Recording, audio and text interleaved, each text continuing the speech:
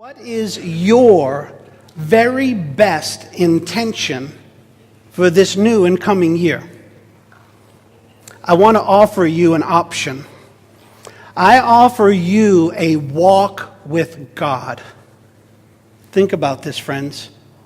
Whatever your intentions, I offer you a personal, powerful walk with God. Now, I must tell you at the onset, if you don't know what that might feel like, think of yourself in the Garden of Eden with Adam and Eve walking with God.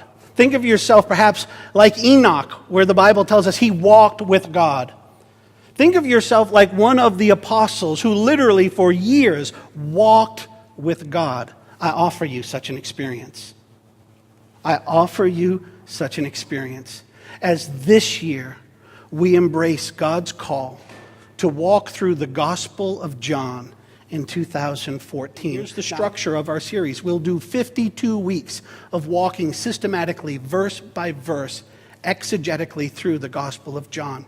We will do it verse by verse, and we will use the visual Bible. Some of you say, what is that? I will show you before we're done this morning. What's our strategy?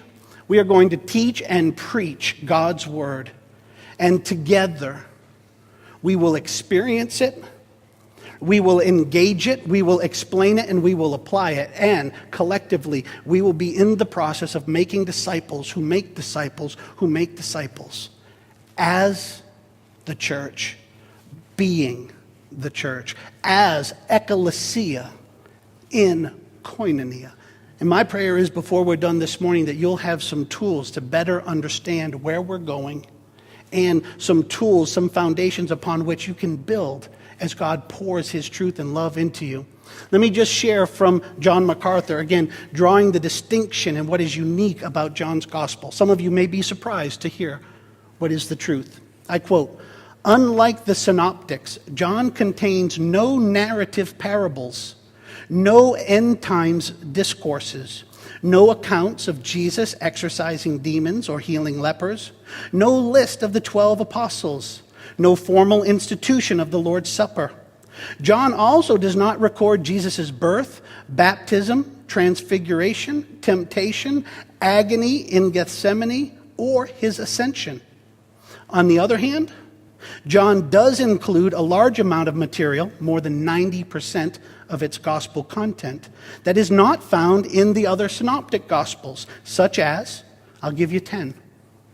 The prologue describing Christ's pre-existence and incarnation, verse 1 through 18 of chapter 1. That's what we will unpack this morning. 2, his first miracle. His dialogue with Nicodemus, his encounter with a Samaritan woman, his healing of a blind man, the resurrection of Lazarus, the washing of the disciples' feet, the upper room discourse, Jesus' high priestly prayer, nor Jesus' recommissioning of Peter. Friends, what's most important for you and me to understand when we look and maybe hear about the differences between the synoptic gospels and that of John is know this. There is not any kind of contradictory problem, but rather they are complementary. Hear me again. The Gospels are complementary and not contradictive. This is critical to understand. It's actually an essential part for any and all Christians to understand as a Bible student, as a disciple. Never, ever, ever will one part of God's Word negate or go against another part of God's Word. If you ever find yourself in a place where you think that one part of God's Word is canceling out another part of God's Word, you're wrong. And the place for us then is to step back and say, Lord, show me.